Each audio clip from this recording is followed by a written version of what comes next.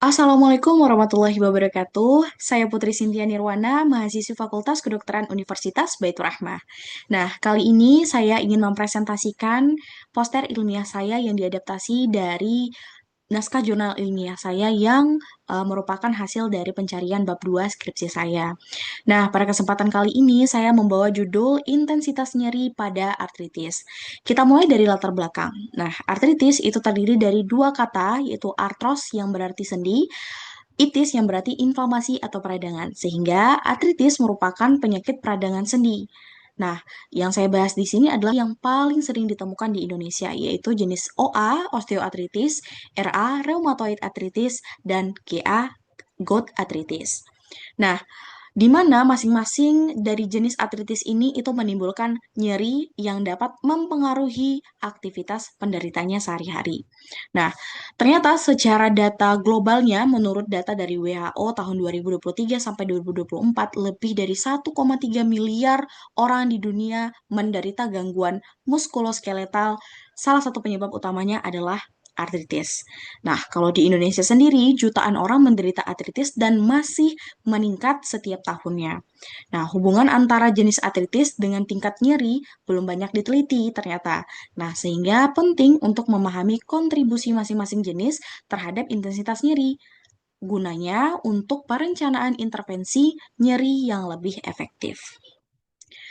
Nah, sekarang kita masuk ke intensitas nyeri. Sebenarnya intensitas nyeri itu apa sih? Nah, jadi intensitas nyeri itu adalah ukuran atau derajat keparahan atau derajat kekuatan rasa sakit yang dirasakan seseorang yang mencerminkan seberapa ringan atau seberapa berat nyeri yang dirasakan oleh penderitanya.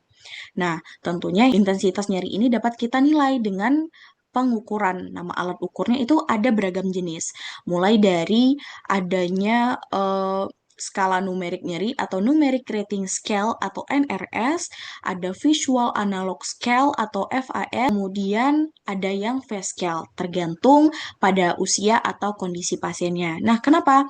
Karena kalau misalnya kita menggunakan visual analog scale, itu membutuhkan kognitif pasien yang bisa berkomunikasi dua arah. Nah, sehingga digunakan pada pasien yang usianya dewasa. Karena usia dewasa, pasien dapat merepresentasikan rasa nyeri yang ia rasakan untuk disampaikan kepada pemeriksa atau dokter. Seperti itu. Nah, sementara kalau misalnya pada pasien pediatrik, ini pengukuran intensitas nyerinya akan lebih berbeda. Kenapa? Karena akan menggunakan face scale. Kenapa? Karena dari wajah kita bisa menilai seberapa nyeri yang dirasakan oleh pasien anak, seperti itu. Nah, intensitas ini penting. Kenapa? Untuk menentukan pendekatan manajemen nyeri yang tepat serta mengevaluasi efektivitas terapi yang diberikan. Nah, untuk pengukuran yang paling difokuskan di sini adalah yaitu alat ukur jenis visual analog scale. Nah, jadi alat ukur ini bersifat subjektif. Artinya apa? Artinya apa yang dirasakan oleh pasien, apa pendapat pasien tentang nyerinya, itulah yang kita masukkan ke dalam penilaian. Artinya subjektif dari pandangan pasien itu sendiri. Nah, jadi visual analog scale ini terdiri atas garis horizontal sepanjang 10 cm di mana pasien diminta untuk memberi tanda pada titik atau pada angka yang merepresentasikan derajat nyeri yang dirasakan oleh pasien atau penderita.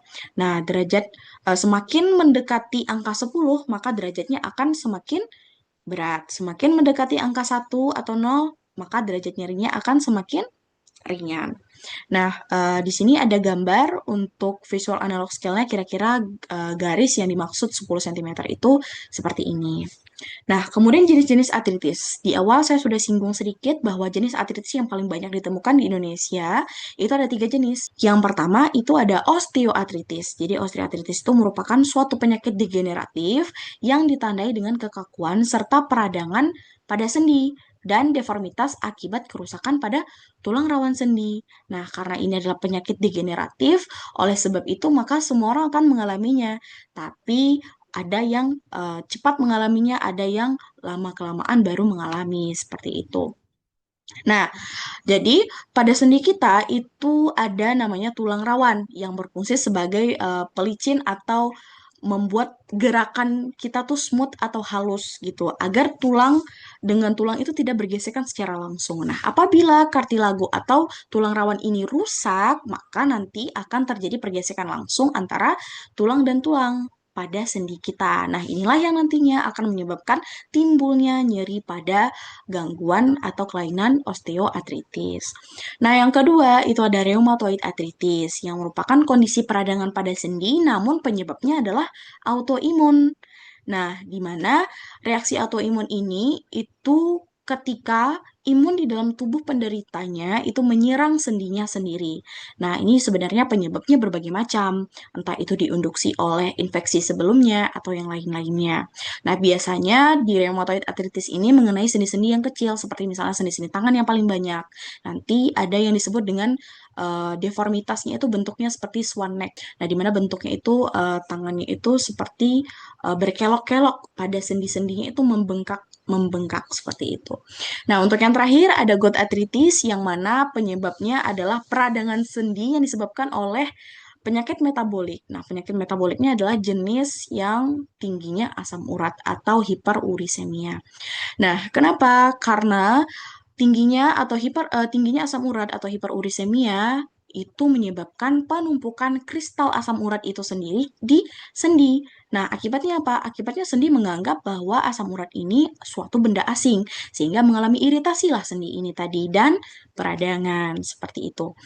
Setelah membaca beberapa literatur review, ternyata terdapat hubungan nih antara intensitas nyeri dengan jenis artritisnya. Nah, dikatakan bahwa yang paling nyeri dari ketiga artritis ini tadi itu adalah gout artritis pada saat akut. Nah, pada saat akut, gout artritis ini dinilai secara visual analog scale maupun numeric rating scale itu bisa mencapai angka 7-9/10, yang mana skor atau kategorinya itu adalah nyeri berat. Namun pada saat yang akut gitu. Nah, kemudian baru disusul oleh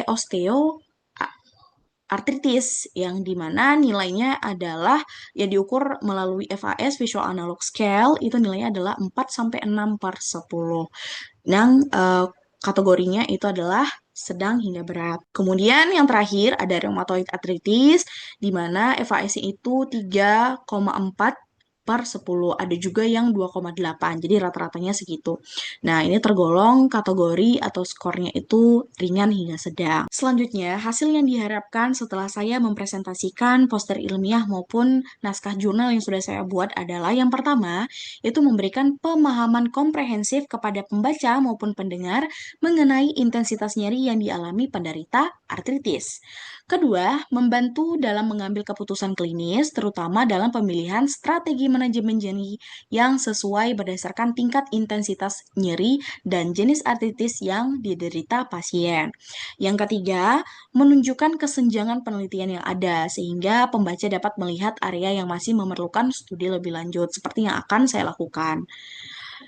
Nah, kemudian yang terakhir itu adalah meningkatkan kesadaran tentang pentingnya penilaian nyeri secara objektif dan terstandar dalam pengelolaan artritis demi meningkatkan kualitas hidup pasien. Nah, kesimpulannya adalah mengetahui jenis artritis dan tingkat intensitas nyeri sangat penting untuk menentukan penanganan medis yang tepat. Nah, setiap jenis artritis mungkin memiliki intensitas nyeri yang berbeda, sehingga pemahaman ini membantu tenaga kesehatan dalam menetapkan diagnosis, terapi, dan edukasi pasien secara lebih efektif. Itulah yang dapat saya sampaikan pada presentasi poster ilmiah saya. Semoga apa yang saya sampaikan dapat menjadi pelajaran bagi kita semua. Mohon maaf apabila dalam penyampaian masih banyak kurang dan salahnya. Saya akhiri. Wassalamualaikum warahmatullahi wabarakatuh.